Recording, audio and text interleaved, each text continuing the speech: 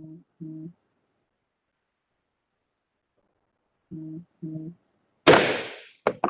Honorable Chief Justice and Associate Justices of the Supreme Court of North Carolina. Oh yes, oh yes, oh yes. The Supreme Court of North Carolina has resumed sitting for the dispatch of business.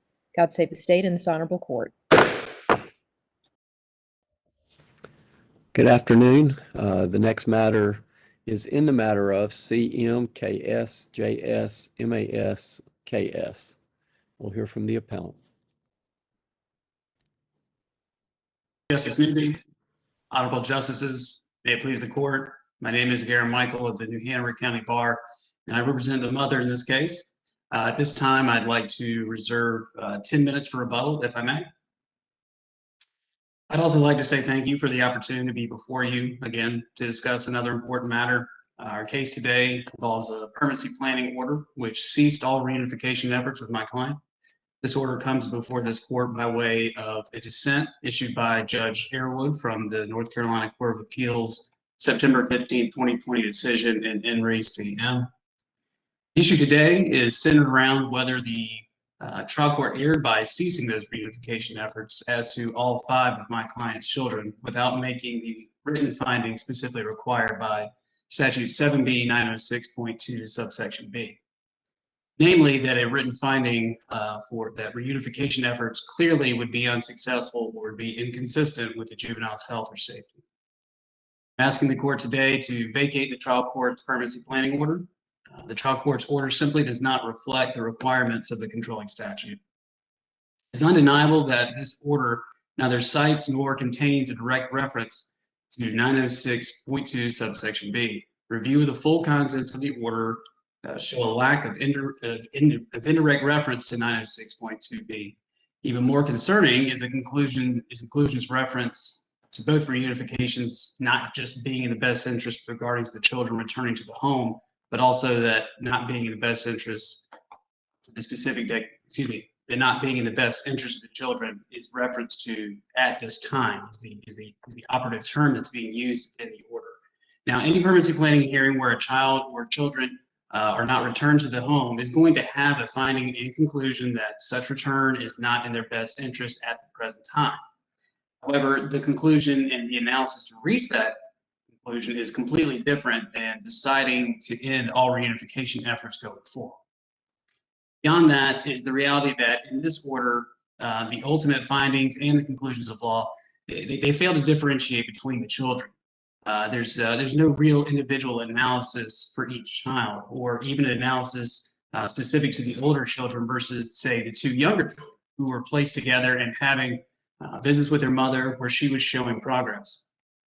Instead, the order treats them basically as a package deal with regards to ceasing reunification efforts, which really is impossible to do given the court's own findings of how the children's needs were so different, thereby requiring separate findings for each child's current status. And the culmination of those needs were so quote unquote great that they had to be managed, by a variety of professionals and caregivers. Even that finding, finding fact number 21, is again specifically referring to their current or present status without regards to consideration of the progress being possible with each individually, or how the current efforts at reunification were inconsistent with their individual health or safety. At the end of the day, we've got an order that leaves out the essential roadmap really for appellate courts to be able to look at this order and walk away from it, understanding that there's no doubt that the court properly considered the required analysis under 7B 906.2 subsection B.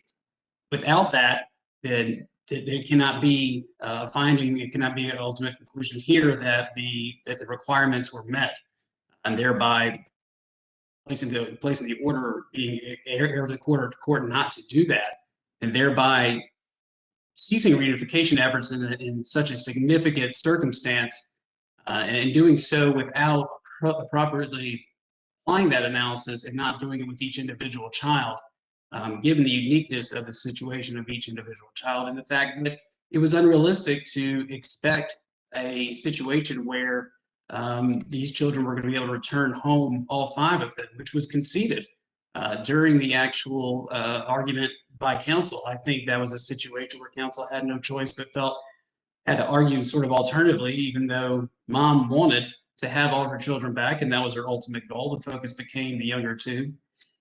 And that had to do with the fact that the individual needs of the children. But the reality is that no one individually was in a position to parent all those children collectively at that point in time. DSS wasn't even able to accomplish that feat. Only two were placed together. So the uniqueness of that, it necessitated a more detailed order. Essentially, this order is relatively short order, and it's achieving something that has great consequence to my client by ceasing the reunification efforts. We have to be able to have something in here again that we can walk away from it knowing that the proper analysis was made. And what we're left with is a situation where inference have to be drawn and assumptions have to be made. And when that situation arises, that has to be an error for this situation and reaching the conclusion to cease reunification efforts. Basically, that's my position at this point in time with regards to this order, because I think that was the dissent. I think Justice Arrowwood was pretty clear. He didn't get into a whole lot of detail because there's really not a whole lot of detail to get into about this issue. It appears on its face a review of the order. It doesn't give this court or any reviewing party any ability to walk away from it with the understanding that the court applied the proper analysis. And it could have done so very easily by simply making the necessary written findings, and certainly not indicating that they had to quote the actual statute or the language, but the review of the findings of fact, the ultimate findings of conclusion, and the consistent use of present at this time. It's the improper analysis, and it lacks the requirement that 7B 906.2 requires. In light of those things, again, I'd be asking that this court vacate the order and remand the case back to the trial court.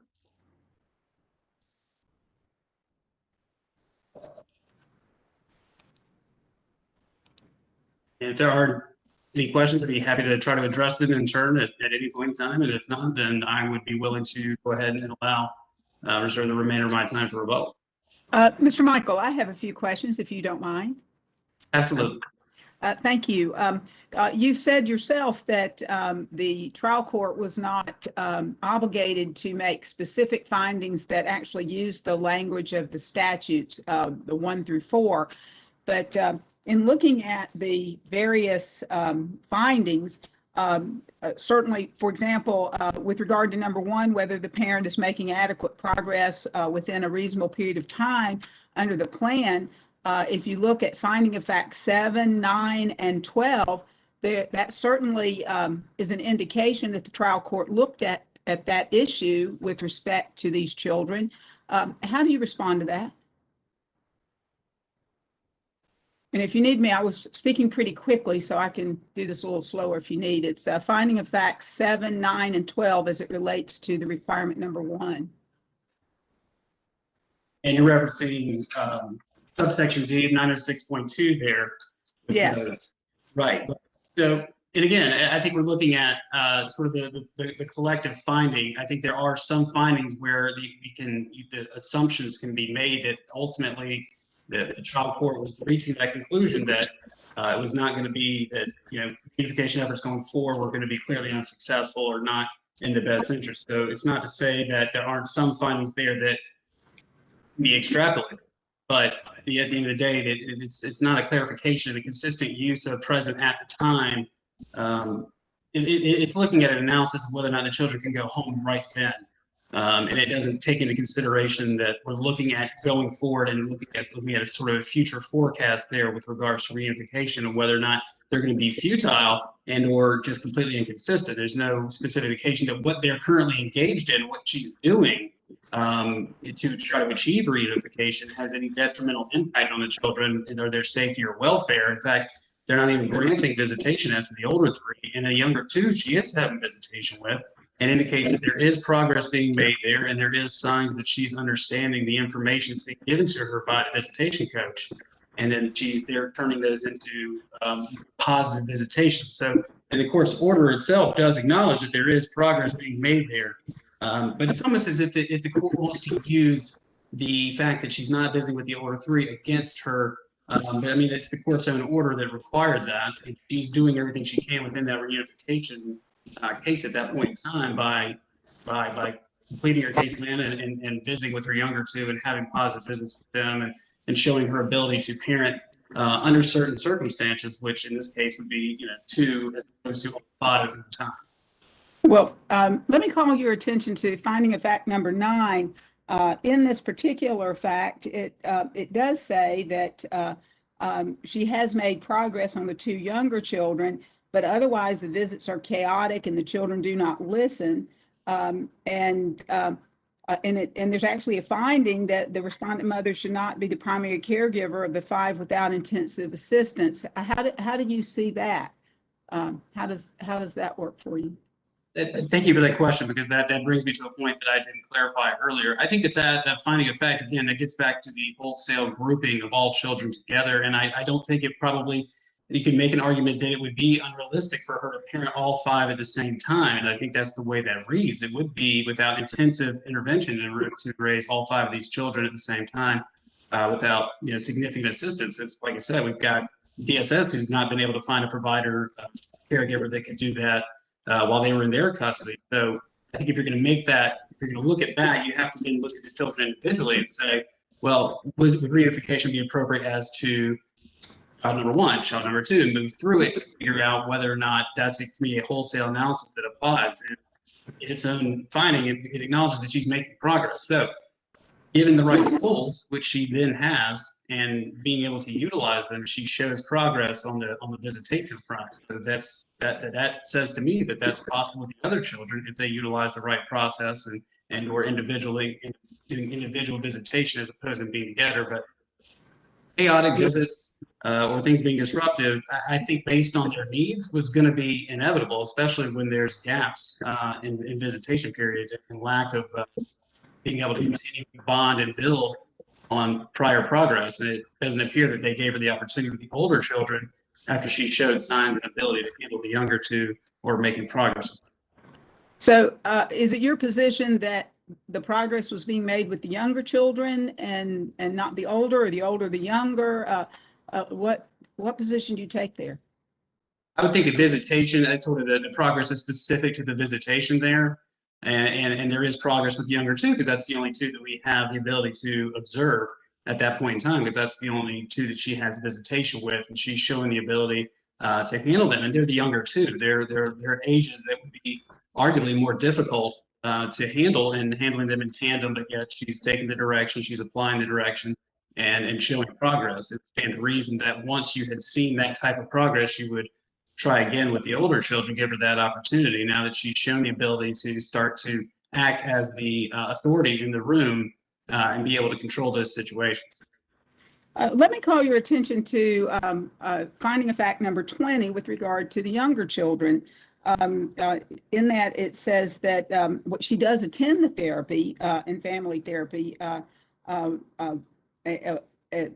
and she, but the problem or the challenge here is that the birth mother requires constant supervision and redirection to complete her task. She also requires vigilance to potty train. Excuse me, I'm talking about the child now. This is the respondent mother has not been able to provide this level of supervision during the visits. That doesn't sound. How do you deal with that? Because that doesn't sound like a mother who's doing a very competent job with the young children. And again, I would go back to sort of the progress that she was making with regards to the younger 2, and that the fact that was sort of a developing part at that point in time. That this implementation was a sign of progress that was forthcoming and had been sort of, like I said, it had been moving in a positive direction, and sort of decisions to sort of shut it down at that point without seeing what or even really can't tell if the court analyzed whether or not, there's no connection that's made specifically by the court saying, well, the lack of progress here indicates to us that it is completely futile for the older children, or there's no point in bothering with the older children. And again, we're talking about 2 younger children, and if we're talking about potty training age, we're talking about ages that are significantly difficult to handle, yet still progress being made. And then my final question for right now, although I may want to come back because it's very helpful to understand all this. You did make the statement early on, and we started our conversation that 906 2D does not require specific language. And so, and you do take issue with respect to which children each of these findings applies to. But as I said, with respect to number one, there are findings of fact that relate to it. Number two, we've got 8 and finding of fact number 9. For number 3, we've got finding of fact 7, 8, and 13. And then for number 4, there are quite a few, finding of fact 7, 12, 13, 17, 19, and 20. Is it your position that the trial court did not address each of the four elements of 906, even in a group, or how do you see how the trial court had addressed 1 through 4? Well, I mean, I think that again, I think that the application in this case to the children sort of collectively, the individual findings that are specific to each child cut straight to their current status, the at this time type analysis versus applying where she's at with these things. That's going to make reunification futile or inconsistent with their health or welfare. It's asking an assumption to be drawn there between those two, between subsection D and subsection B. And again, the acknowledgement about not having to indicate the language is, of course, anticipating the position, of opposition with regards to that, because they can't say anything about that because there simply isn't any citation of the language or any reference to the statute. Therefore, just sort of throwing that out there on the front end, anticipating that to be an issue going down the path, but making the wholesale conclusions without applying it to the individual children is one of the biggest problems underwriting this circumstance, outside of the fact that application to going forward versus at the present time, and their ability to go home at the present time, and her ability to take all 5 at the present time. I don't think hits requirements there, and specifically a requirement for a written finding to be there to ask us to draw a conclusion between the two falls short of what 78906.2 subsection B requires. Thank you. Thank you, Justice. Thank you, counsel. We'll hear from the appellee.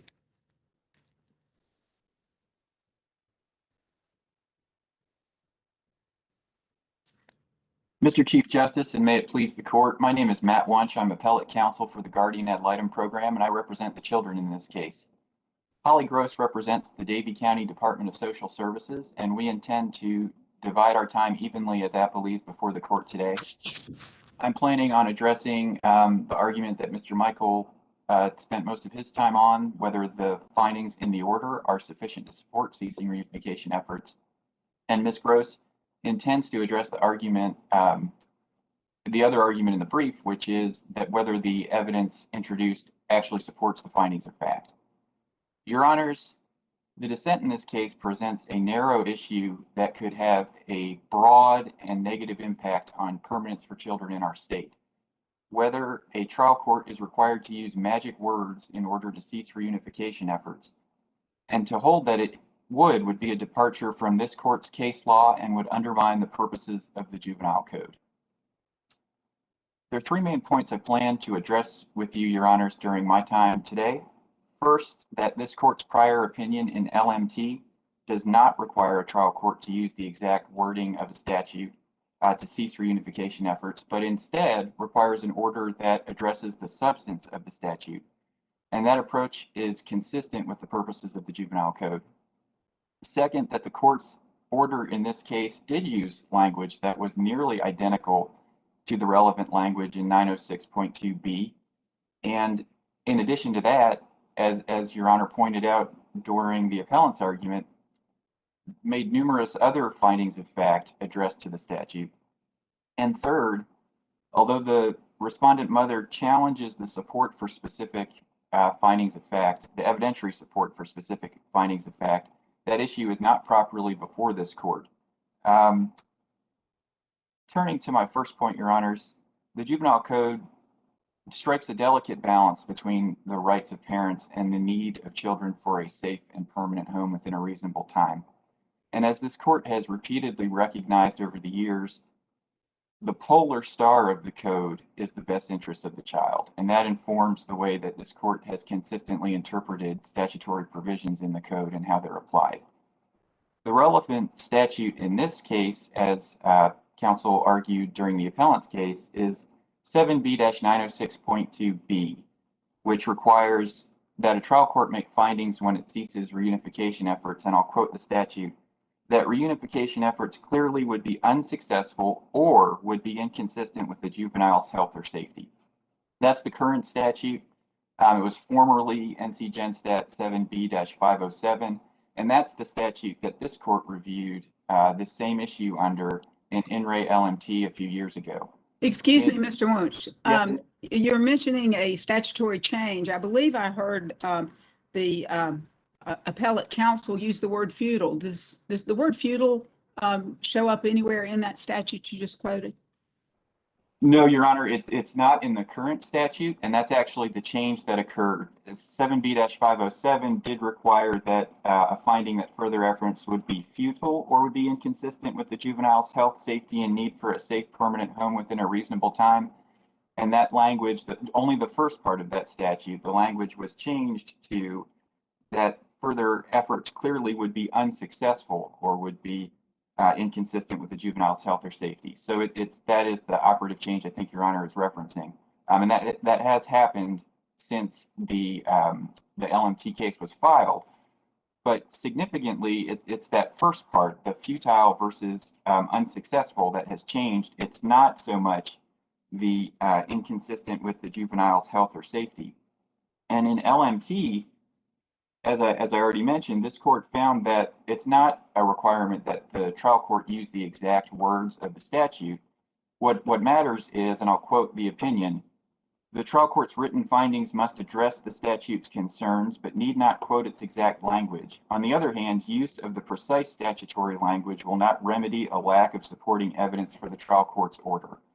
And I quote that language because it's so significant, Your Honors, in that it is really what this case is about. Does the order that you have in front of you, does it address the substance of 906.2B?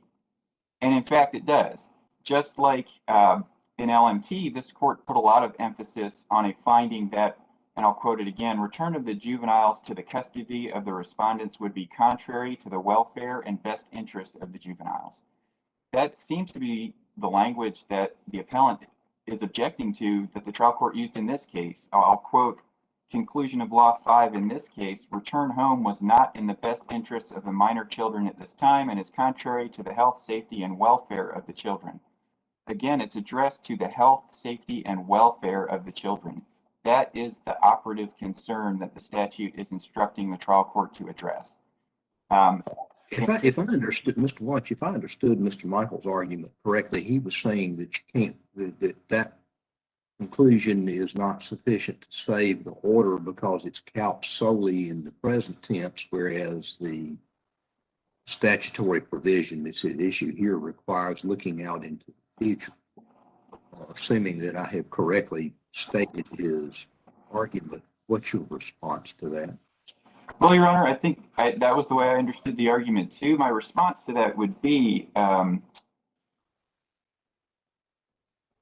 again, that this order looks at the history of this case, evaluates it, and determines that ceasing reunification efforts is what's appropriate. That's an action that's going forward. It's not just looking back. It's not just looking at the present.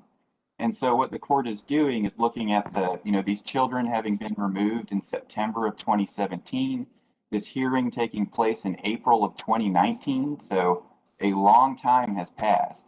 And I think the court is looking forward, seeing that the mother has not made progress over the life of the case, and that it's not possible to return these children to the home. And that's not a possibility. That is why the court is ceasing reunification efforts, Your Honor.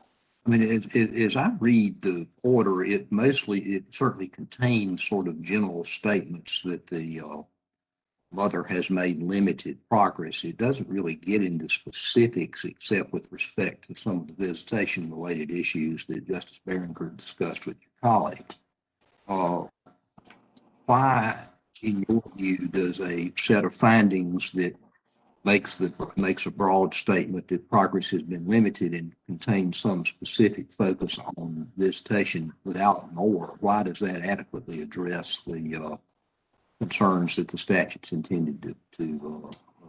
Well, respectfully, Your Honor, I wouldn't agree that the order only addresses the issue of visitation. Now, that is with respect, well, and talking about with respect to the conduct of the mother, it certainly contains other findings that deal with status of the children and various difficulties that children face. But if you look at its description of the mother's conduct, it seems to me to be focused almost exclusively on visitation, with the exception of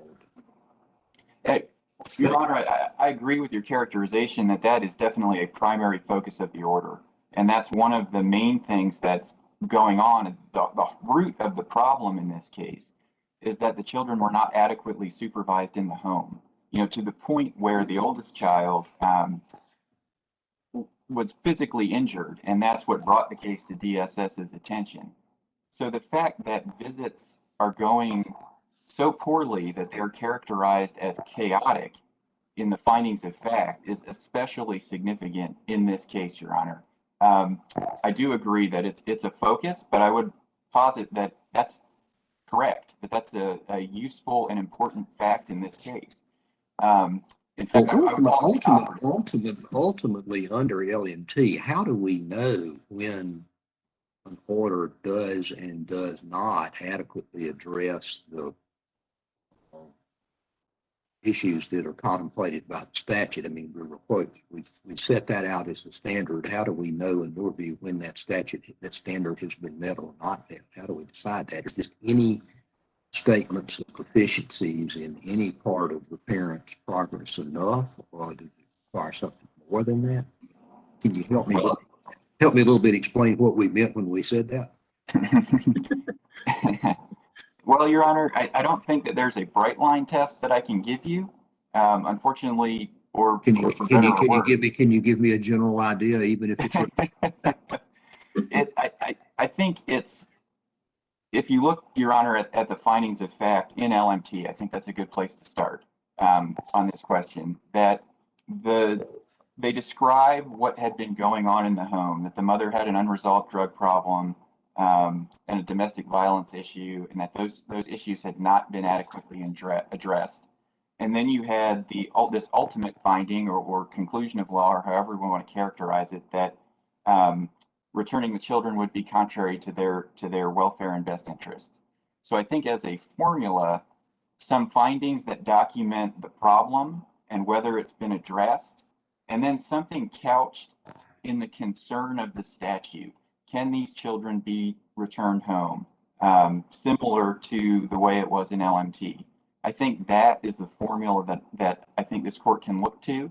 And I think that's exactly what we have here, Your Honor. We have a series of findings. Again, the initiating problem is that the children are getting hurt in the home while they're under the supervision of the parents. The parents aren't able to control their behaviors, and that's documented if the court looks at the different evaluations that are in the record. The testimony of the social worker, Ms. Brown, at pages 33 and 34 of the transcript highlights that that's an ongoing problem. As they're having this exchange back and forth on cross-examination about, well, almost the exact same argument that you're hearing today. Well, what about the youngest two children? Can't we continue to work with them? And the social worker is saying, yes, there's been some progress, but those visits are still chaotic. And again, we have reports from therapists and evaluators. If you look at page 212 of the record, that the children are coming back from these visits disturbed sometimes for days. That it's a real setback for them to continue to work toward reunification with this mother, unfortunately. And a lot of time has passed. This is not a new case, unfortunately. It's been pending since 2017. So I think the findings that we have here, Justice Irvin, and I'm sorry this is a long answer to your question, but I think that they add up and fit what I would call the formula under LMT. We have some documentation of the problem, some documentation of the lack of progress in addressing it, and then what looks like an ultimate finding of fact, mixed finding of fact, conclusion of law, that that return isn't possible and would be contrary to the welfare and best interests of the children. And so if there is a formula, again, I couldn't call it a bright line test, but a formula under LMT, this case certainly meets it. It is practically indistinguishable in my mind. Okay, thank you. Thank you, Your Honor. And I wanted to also address the memorandum of additional authority that the court got on Friday and the preservation of the findings of fact issue. Just to say, I think it's clear, as I argued in my brief, that this issue, whether the evidence supports the findings of fact, was not addressed by the dissent.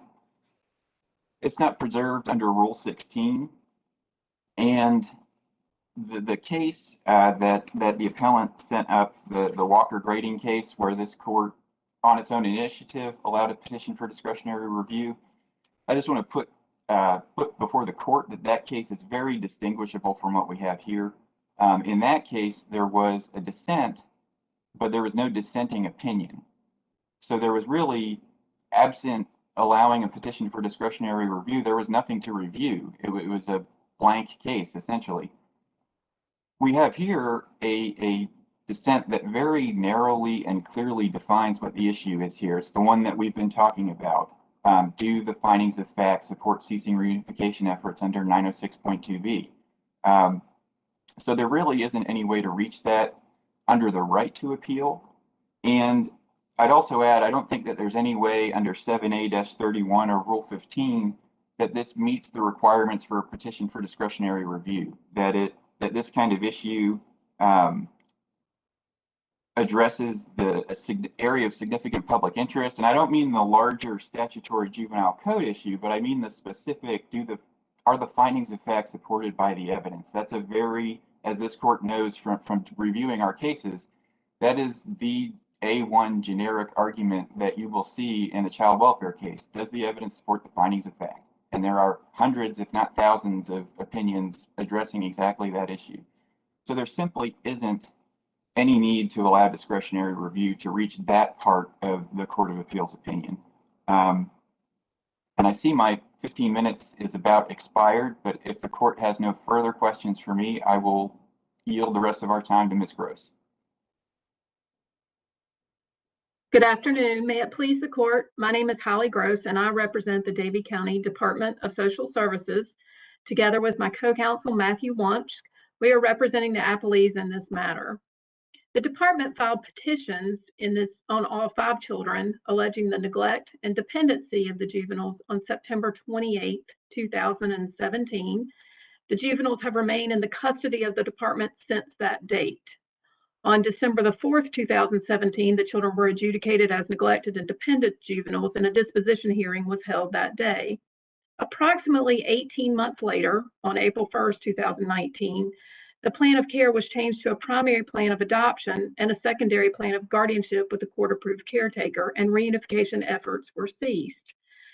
Visits ceased with 2 of the children in March of 2019, and the remainder, or 3 of the children in March of 2019, and the remainder of the children in April of 2019.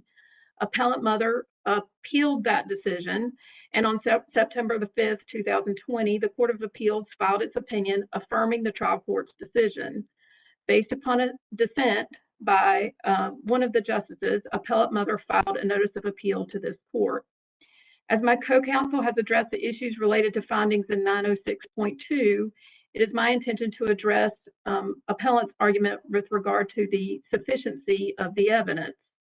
As was just addressed by Mr. Wunsch, an issue not raised by the dissent of the Court of Appeals should not be addressed by this court.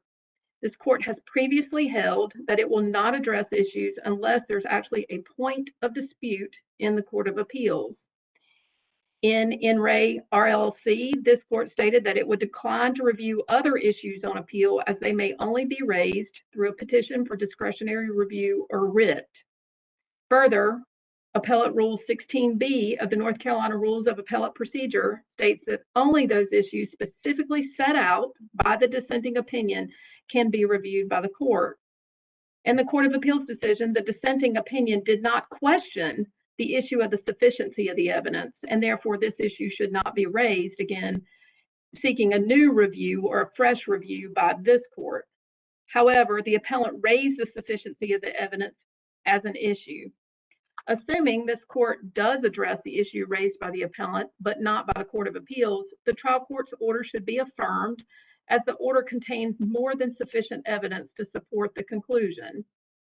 As the Court of Appeals stated in its affirmation of the order, where the trial court's findings were supported by competent evidence, they are conclusive on appeal, notwithstanding any contradictory evidence that may be in the record. Where the unchallenged findings showed that the mother had not made adequate progress with her DSS case plan and was unable to provide for the supervision of the children during visits, the trial court did not abuse its discretion.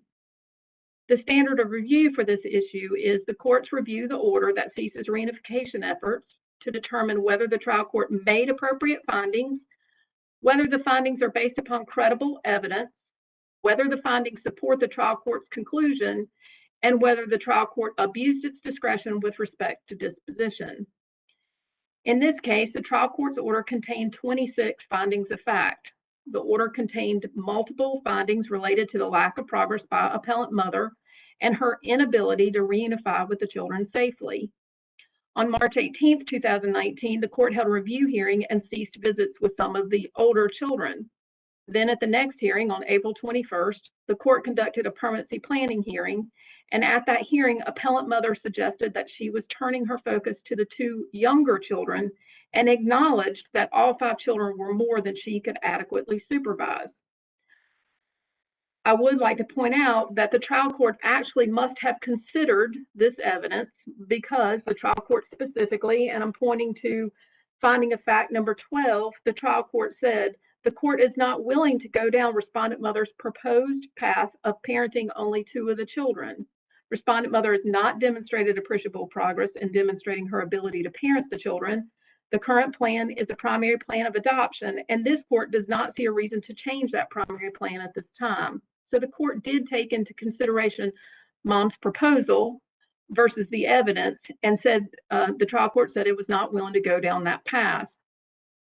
Respondent mother argues that the order contained multiple findings that were unsupported by the evidence. Specifically, appellant states that contradictory evidence exists. However, as the Court of Appeals stated, and as this court has held, there is a distinct difference between arguing that no evidence is there to support a finding by the trial court versus arguing that there is evidence that may contradict that finding. The findings of fact are conclusive on appeal when supported by any competent evidence, even if the evidence could have sustained contrary findings. The Court of Appeals found that there were an abundant amount of findings to support the ultimate determination in this matter. Applying this principle, I want to look at the findings that the trial court stated in its order that were supported by competent evidence. I point specifically to findings of fact number 7, 8, 9, 10, 12, 13, 17, 19, 20, and 26. Much of these are unchallenged facts by the appellant mother. Again, this court has stated that findings of fact are conclusive on appeal when supported by any competent evidence, even if the evidence could sustain some contrary findings. I heard appellant state in his argument that mom had made some progress in visits. That's an example of what could be contradictory evidence, but still the ultimate conclusion was supported by the evidence that was presented. Now let's look at the evidence that supports these findings that I just enumerated. Number 1, the social worker Brown testified that despite putting additional support into place, appellant was still struggling during visits and could only provide proper parenting techniques when direction from staff was given. The social worker testified that when When frustrated and irritated, respondent mother would get loud, raise her voice, and then ignore the behavior of the children. The social worker testified about professional letters, and this is a very key point, and this is contained within the order, professional letters that the department had received who had concerns for mom and her behavior and its effect on the children. Appellant had continued to have no family or friend support and actually blamed the department for the deterioration of her relationship with her boyfriend. The social worker testified that respondent mother attempted but had not been able to show that she could obtain and maintain information or parent the children in a safe environment. The social worker testified that respondent mother was not able to supervise the children on her own during visits, and that all the children suffered regressions in their behavior after the visits.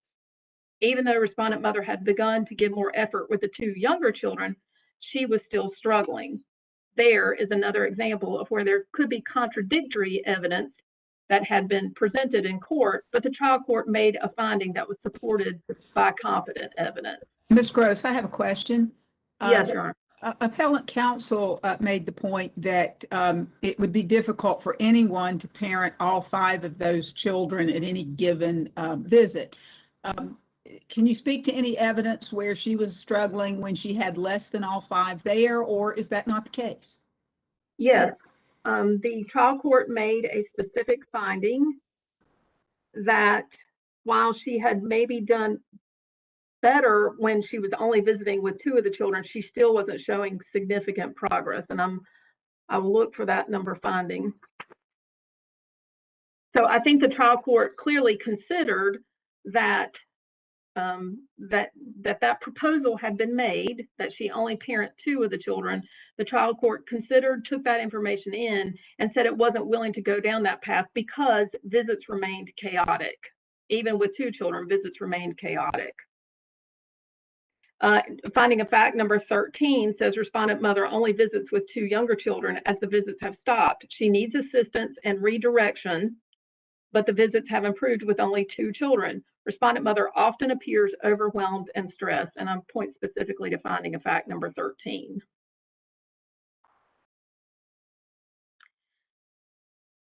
As the Court of Appeals has determined, there is a difference between arguing that there's no evidence to support a finding and that there's simply contradictory evidence. The findings in this order are supported by the evidence, and the appellant should not have the ability now to seek a different weight or a different interpretation of the evidence that was presented at trial. The trial court made findings based upon the evidence, which have been unanimously affirmed by the Court of Appeals. In summary, this case should not get a fresh review of the findings and the evidence that support those findings, as the Court of Appeals has unanimously supported and affirmed the trial court's decision on this issue. But if the court does choose to review the evidence, it will find that while there may be some contradictory evidence, there's more than enough sufficient evidence to support the trial court's decision. Based upon this sufficient evidence presented that support the findings, the trial court order should be affirmed. I'm happy to answer any questions that anybody may have.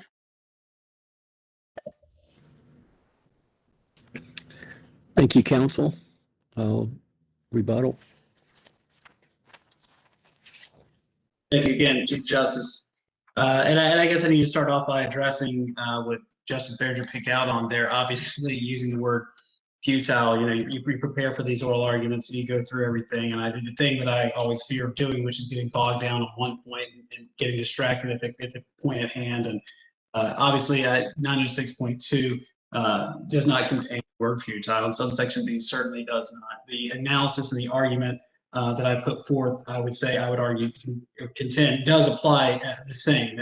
Being clearly unsuccessful, it has the same approach from the way I presented my argument and the way things are. And we've got subsection D that was pointed out. Again, findings that you can tie to subsection D, but let's look at what subsection D is. It's a subsection that has a list of written findings that are supposed to be made at each permanency planning hearing. That's not necessarily a permanency planning hearing that's specific to ceasing or reunification efforts. So what we've got here is even if we have findings that we can tie into those subsections, what we don't have is what we need, which is the clarity from the trial court that it applied the appropriate analysis of those factors to reach its conclusion to cease reunification efforts. That's what we lack in this particular case. Well, Mr. Michael, how do you, I asked Mr. Wunsch, what is it about these findings that made them sufficient? And he walked me through an analysis that essentially analogized the findings in this order to the findings in the LMT, which we have upheld. Could you walk me through that analysis from the point of view of your client? Certainly, Justice. And again, I think in my approach, you kind of look at the fact that the children weren't analyzed individually. It's an important part of that to understand whether or not an application was actually done there. And then the statistic use of at the present time that's utilized in those conclusions for conclusion number 2 and conclusion number 5. It's if my use of the word futile sort of was a distraction there. The opposition was talking about magic words and how magic words aren't necessary, but wanted to tie in the words that are being utilized in these conclusions and sort of take part of it and ignore the other. And you can't take the "at this time" out of that conclusion and just ignore it, because that's not the proper analysis. And if that's being utilized, then we're not getting the application that the statute. And I think the reason the dissent was not particularly involved is because it's pretty straightforward. I mean, we're giving the statute gives the trial court a very clear requirement of what it has to do, and when it fails to do that, we shouldn't be like, well, okay, we're going to find a way to make this okay. We have to look at it in a sense of what Mr.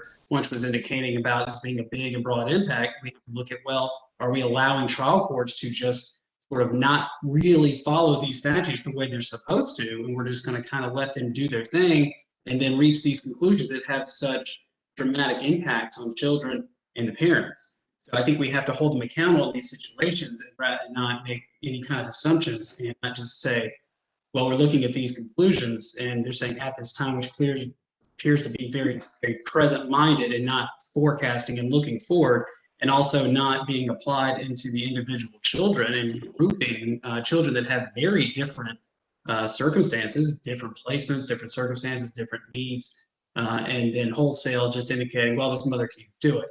Well, based on that analysis, you can make an argument that nobody could do it, and nobody was doing it at that point in time. So I don't think that, if it's clear how the analysis should have been presented. The court didn't do it that way. It's left us without, again, keep saying the word roadmap, but I mean, we're left without that opportunity to walk away from this order with confidence that that analysis was properly applied.